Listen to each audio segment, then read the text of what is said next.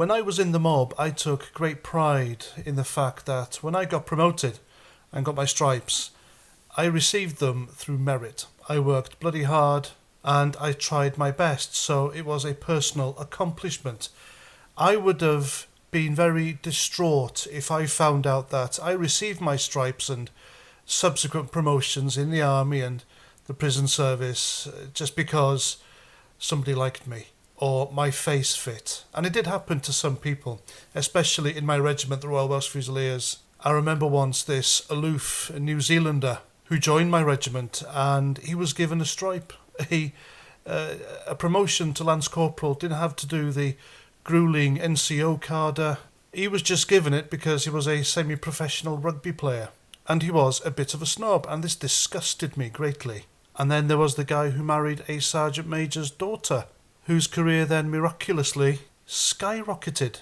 But again, if I knew I ever got 2 places in life or at work, got promotion and did well because of the colour of my skin, my gender, or my politics, I would be aghast, I really would.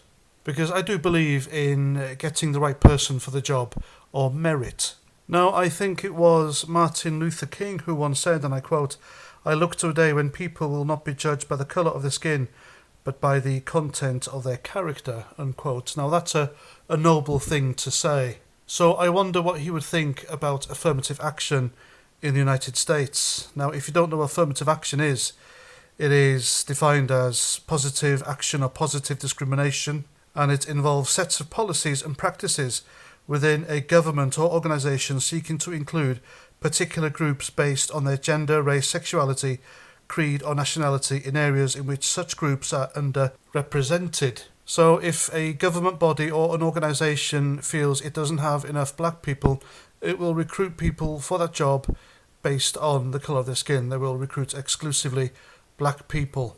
Or women. They want more women, so they will exclusively recruit women, despite the fact that that role requires stringent qualifications. And if these people don't have that qualification, then it makes a whole mockery. And quite frankly, it's a kick in the bollocks to people, regardless of who or what they identify as. If they are black, gay, lesbian, transgender, a woman, a man, they, them, if you have the qualifications required and you don't tick a box, you don't get that job, but someone else does because they tick a box, it's wrong, and I think it's quite criminal. Now, the Supreme Court in the United States a few days ago have put the brakes on affirmative action, and rightly so in my belief. And their ruling says that race must not determine university admissions, etc.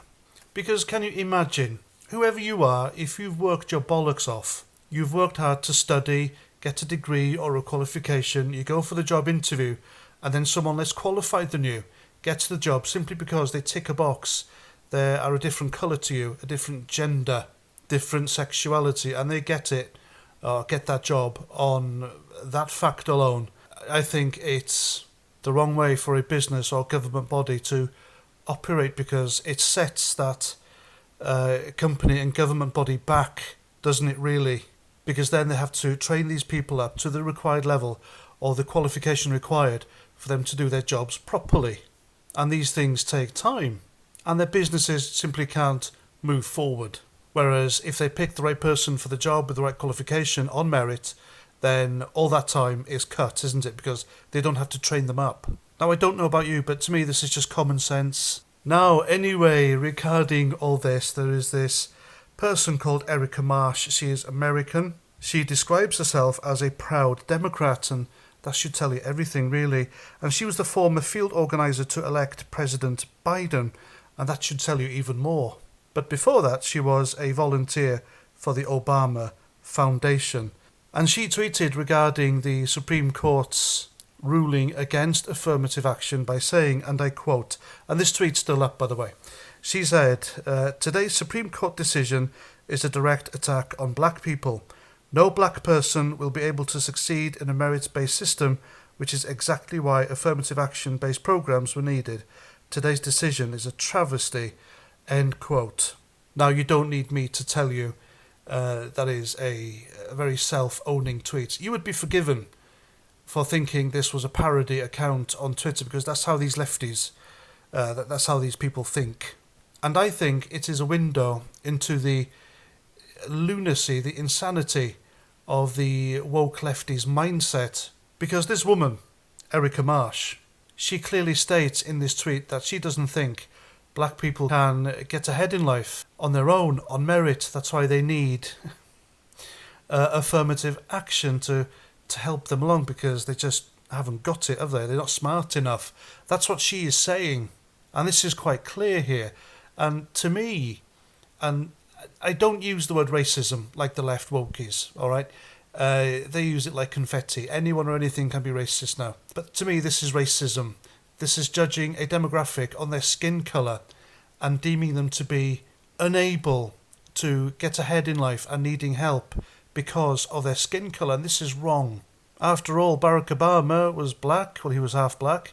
Did affirmative action help him to become president of the United States, a senator? I think it was a governor, wasn't he? Correct me in the comments. But he became a 2-term sitting US president. There are black judges, there are black Supreme Court judges, there are black generals, admirals, there are multi-billionaire celebrity black people and sports people who have gotten to where they are through damn hard work, and people like this just demean it, and it's wrong. I think affirmative action was wrong, and I think people, regardless of their demographic, are perfectly capable of getting ahead in life, in their jobs, through hard work and dedication. Just ask Meghan Markle.